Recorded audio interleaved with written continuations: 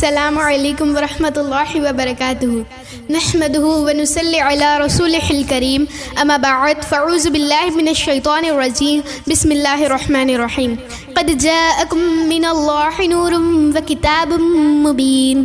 آج کی میری اس تقریر کا عنوان ہے نور محمدی صلی اللہ علیہ وسلم۔ خطبے کے بعد میں نے جس آیت مبارکہ کی تلاوت کا شرف حاصل کی ہوں اس کا ترجمہ کچھ ایسا ہے۔ تحقیق کہ اللہ کی جانب سے تمہارے پاس ایک نور اور ایک روشن کتاب آئی۔ حدیث مبارکہ ہے، حضرت جابر رضی اللہ تعالیٰ عنہ کہتے ہیں، میں نے عرض کیا یا رسول اللہ، میرے ماں باپ آپ پر فدا ہو، بس آپ مجھے یہ معلوم کروائیے کہ تمام اشیاء سے پہلے خدا تعالیٰ نے کس چیز کو پیدا کیا؟ فرمائے جابر، تمام اشیاء سے پہلے خدا تعالیٰ نے تمہارے نبی کے نور کو پیدا کیا، اور وہ نور حق تعالیٰ کی قدرت سے جہاں چاہتا تھا پھرتا تھا۔ جب نہ لوح تھی، نہ قلم، نہ جنت، نہ دوزخ، نہ زمین، نہ آسمان، نہ آفتاب، نہ محتاب، نہ جن و انس تھا، تو بس نور محمدی صلی اللہ علیہ وسلم تھا۔ جب اجسام کے روشن کرنے والے آفتاب سے فرحت و مسرت ہر طرف جو زن ہوتا، تو آفتاب روحانی کے قدوم میں میمنت لزوم سے اس قدر فرحت سرور کا جوش ہونا چاہیے۔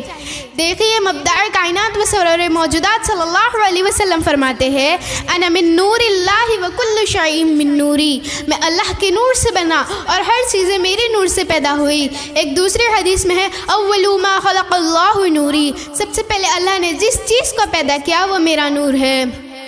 نور سے اپنے کیا ایک نور پیدا بے مثال، نور سے اپنے کیا ایک نور پیدا بے مثال، اور محمد اس کا رکھا نام حمدہ لا یزال۔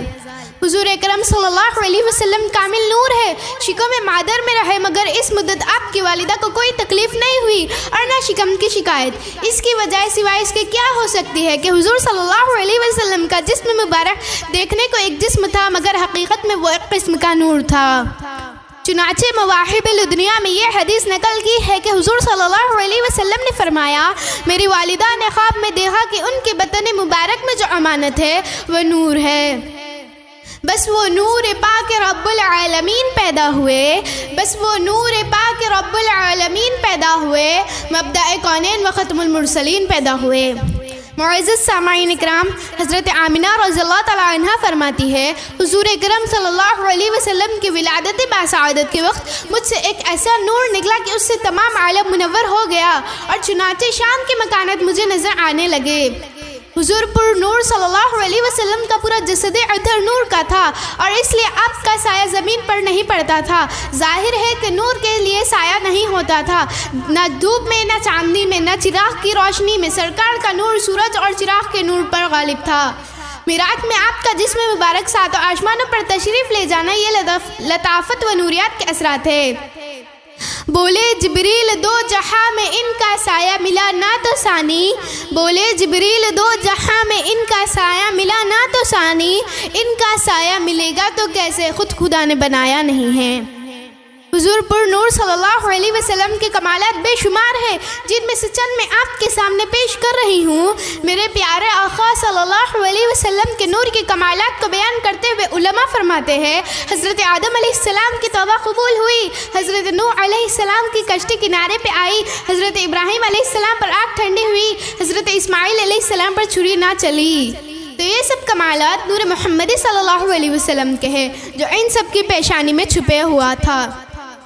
افضل الانبیاء ہے فخر بشر، ایسا رتبہ نظر نہیں آتا۔ افضل الانبیاء ہے فخر بشر، ایسا رتبہ نظر نہیں آتا۔ ذرہ ذرہ ہے جلوگر، ان سے نور ایسا نظر نہیں آتا۔ تو اندازہ کیجئے جس نور مجسم کے دو جگر پارے جس کے حصے میں آتے ہیں وہ ذوالنورین کہلاتے ہیں، اس سراپا نور کے انوار کا عالم کیا ہوگا؟ اہل سنت الجماعت کا عقیدہ یہی ہے کہ حضور صلی اللہ علیہ وسلم بشر بھی ہے، نور بھی ہے۔ بشر ایسا ہے کہ کائنات میں آپ سا کوئی بشر نہیں، اور نور ایسا ہے کہ کائنات میں آپ جیسا کوئی نور نہیں۔ حضرت عائشہ رضی اللہ تعالیٰ عنہ فرماتی ہے، میں کچھ سی رہی تھی، میرے ہاتھ سے سوئی گر گئی، اب گھر میں دیے جلانے کے لیے تیل بھی موجود نہیں تھا۔ اتنے میں حضور صلی اللہ علیہ وسلم تشریف لائے، آپ صلی اللہ علیہ وسلم مسکرائے، تو حضرت عائشہ رضی اللہ تعالیٰ عنہ نے کہا کہ میں نے گمی ہوئی سوئی کی تلاش کر لی۔ حضرت ابو ہریرہ رضی اللہ تعالیٰ عنہ فرماتے ہیں چاندنی رات کے چمکتے ہوئے چاند ہے میرے حضور. پھر کہا نہیں نہیں حضور، جیسے پہلے دیکھا نہ بعد میں. حضرت حسان بن ثابت رضی اللہ تعالیٰ عنہ پاس کھڑے تھے. کہا دیکھتے ہی کیسے کسی ماں نے جنم دیا ہی نہیں.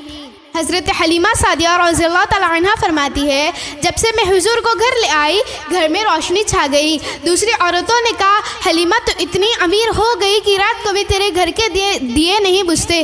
امیر کبیر گھرانوں میں بھی لوگ رات کو دیے بجھا دیے کرتے ہیں، لیکن تو اتنی امیر ہو گئی کہ رات کو بھی تیرے گھر کے دیے نہیں بجھتے.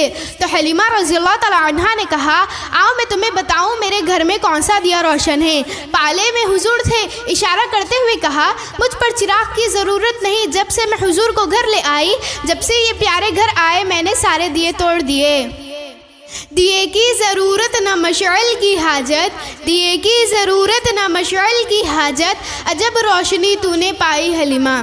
میں اس شعر پر اپنی تقریر کو ختم کرنا چاہوں گی.